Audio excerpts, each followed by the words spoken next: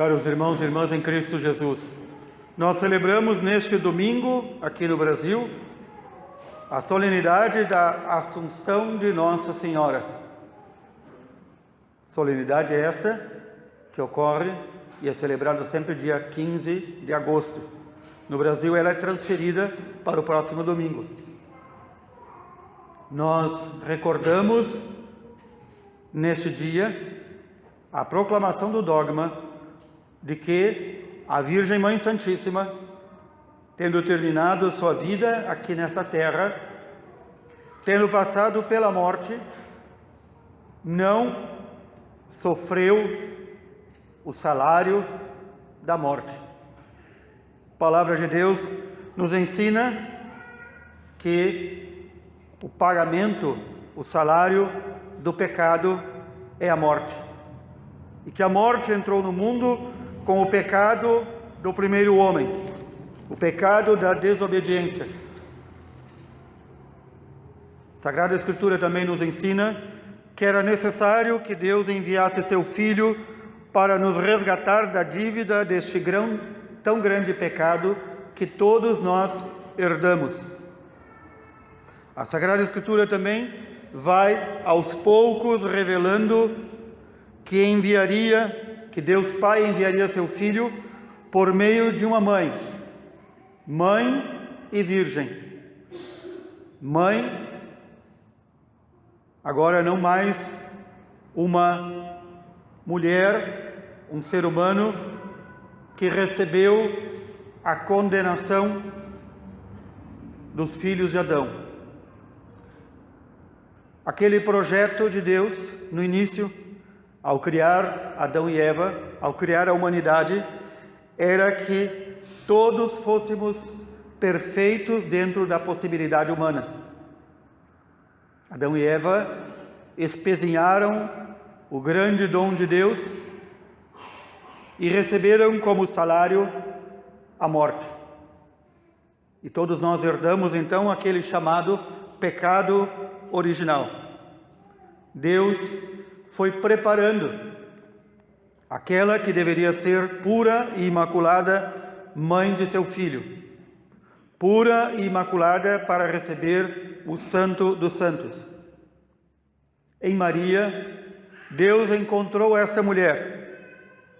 Quando nós ouvimos a primeira leitura do livro do Apocalipse, nós sabemos, pelo que nos ensina a Igreja, que as visões de São João no Apocalipse falam de coisas passadas, presentes e futuras. Às vezes, tudo ao mesmo tempo, como nesta leitura que agora ouvimos.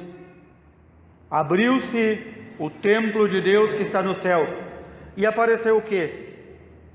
A Arca da Aliança.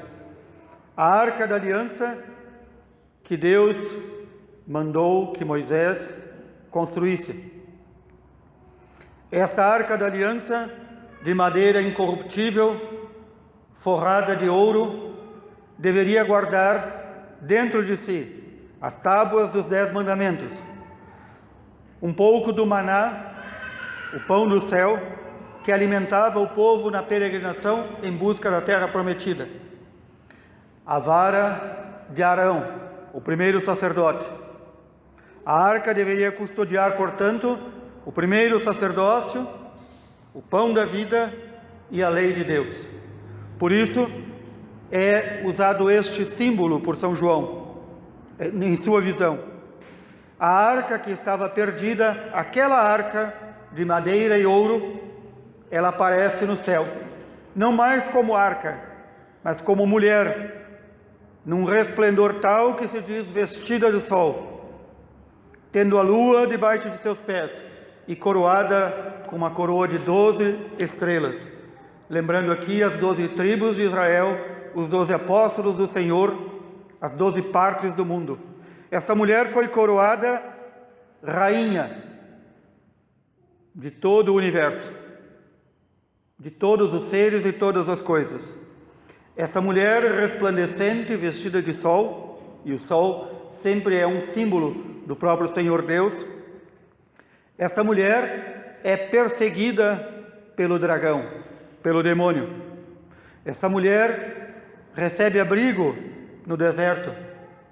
Aqui nós vemos a visão do futuro, do dia do julgamento em que no céu se abrirá e mostrará para todos os povos aquela que a igreja desde o início proclama como imaculada, vestida de sol, coroada com a coroa de 12 estrelas.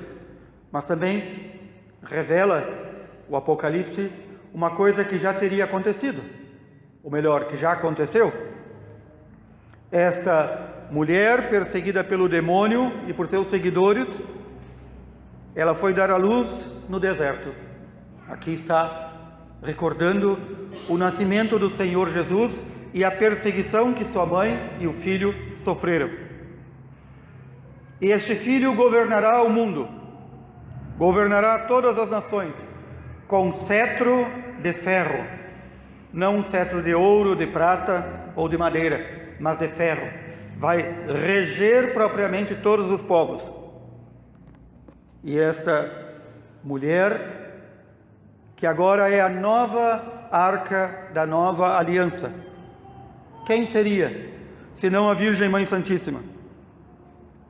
O Salmo 44, que fala desta rainha, que se veste com o mais belo ouro, e que intercede diante do rei. Não se trata aqui de uma rainha esposa, se trata de uma figura que nos reis de Israel sempre havia, a rainha mãe. A rainha mãe, ela como que governava junto com o filho, rei. E a rainha mãe é quem tinha poder de interceder por seu povo. Não a esposa do rei, mas a mãe do rei como rainha. Esta rainha mãe, quem seria, senão a Virgem Mãe Santíssima, mãe de nosso Rei e Senhor Jesus Cristo? E nos recorda São Paulo, assim como Cristo ressuscitou dos mortos, como o primeiro, a primícia dos que morreram, assim também aqueles que mais intimamente seguem perfeitamente o Senhor também ressuscitarão para a vida eterna. Nós celebramos a Assunção da Virgem Mãe Santíssima. Tendo completado o curso de sua vida terrestre, a Virgem foi levada em corpo e alma para o céu. O seu corpo não se decompôs na terra, como acontece com todos nós, mas foi levada em corpo e alma. No Oriente, há a tradição de chamar esta solenidade, esta festa, de a dormição da Virgem, para dizer como que a Virgem Maria dormiu e acordou em corpo e alma no céu. É um belo modo de dizer, não passou, tendo que passar pela morte como todo ser humano, não passou por todo aquele sofrimento da morte, por aquele momento derradeiro que todos nós vamos passar, quando na morte temos nossa alma e nosso corpo separados um do outro. Ela não passou pela agonia e o sofrimento da morte. Morreu placidamente e foi levada em corpo e alma, ressuscitada ao céu. Aqui está uma das primícias da humanidade depois de Cristo. E por que ocorreu isso tudo? A tradição, a Sagrada Escritura, o magistério da Igreja nos ensina claramente com a leitura do Evangelho do dia de hoje. Ao saber que fora escolhida para ser a Mãe de Deus,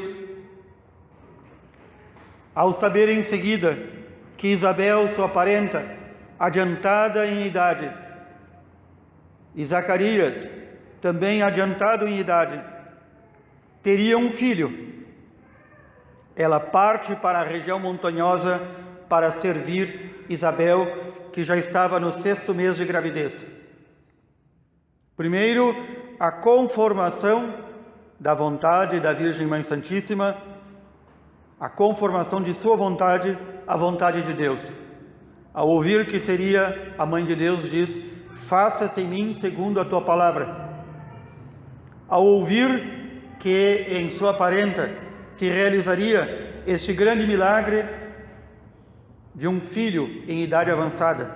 Esse filho que seria o preparador, o precursor de seu filho Jesus, ela põe-se a serviço.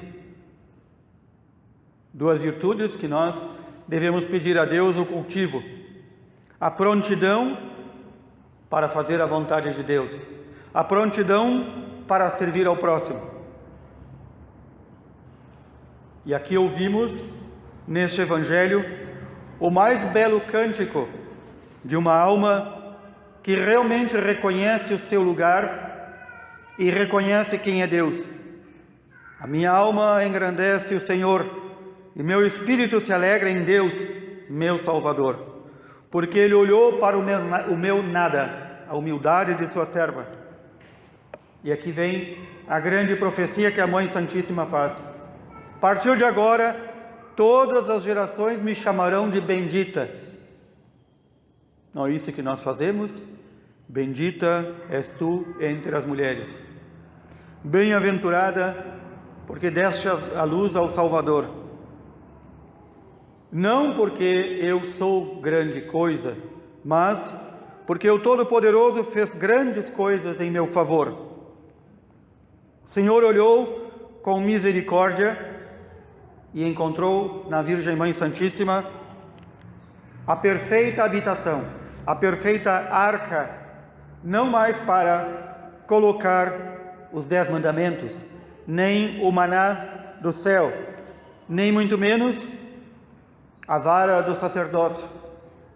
Na Virgem Mãe Santíssima, como nova arca da nova aliança, Deus colocou seu próprio Filho, autor dos mandamentos, seu próprio Filho, que é o pão do céu, seu próprio Filho, que é o único e eterno sacerdote. Na Assunção da Virgem Mãe Santíssima, nós recordamos que podemos alcançar também a morada eterna com Deus e contemplar um dia a maravilha que Deus fez na Virgem Mãe Santíssima. Esta mesma maravilha Deus faz em todos aqueles que se colocam disponíveis ao seu serviço, em todos aqueles que se colocam ao serviço de seus irmãos. Ainda ontem, na missa da vigília desta festa, o Evangelho nos narra que Jesus, pregando, curando e ensinando, ouviu uma mulher que levantou a voz no meio da multidão e gritou: feliz o ventre que te trouxe e os seios que te amamentaram. Esta simples mulher do povo quis louvar a beatitude e a felicidade da Virgem Mãe Santíssima. E Jesus responde: muito mais felizes são aqueles que ouvem a palavra de Deus e a põem em prática. Aqui temos que recordar que feliz, bem-aventurado, são todos sinônimos de santo. Notem que Jesus diz que se nós ouvirmos a palavra de Deus e a colocarmos em prática, sermos muito mais felizes que a Virgem Mãe Santíssima, que recebeu toda a felicidade e o engrandecimento da parte de Deus.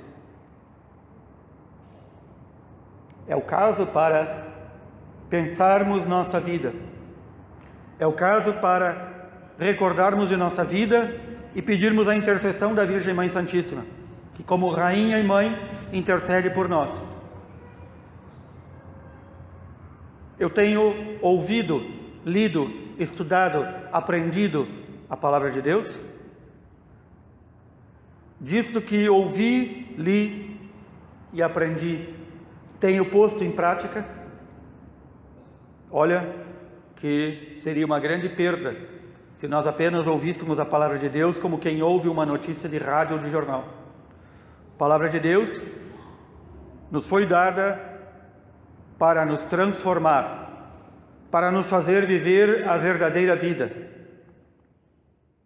Recordemos que logo nos Atos dos Apóstolos, logo no início, quando São Lucas narra como viviam os cristãos, como vivia a igreja, diz que os apóstolos se reuniam para rezar, ouvir a palavra de Deus, e junto deles sempre estava Maria, a mãe do Senhor. A Virgem Mãe Santíssima também se faz presente espiritualmente, cada vez que nós nos reunimos para adorar seu Filho Jesus. Ela está presente, rezando por nós, intercedendo por nós junto a seu Filho, como dizemos na oração, agora e na hora de nossa morte. Temos, portanto, esta grande advogada. E digo mais, ela não é só nossa advogada, ou rainha mãe, que intercede diante de seu Filho. É muito mais. Porque, como filha de Deus Pai, ela intercede diante de Deus Pai por nós.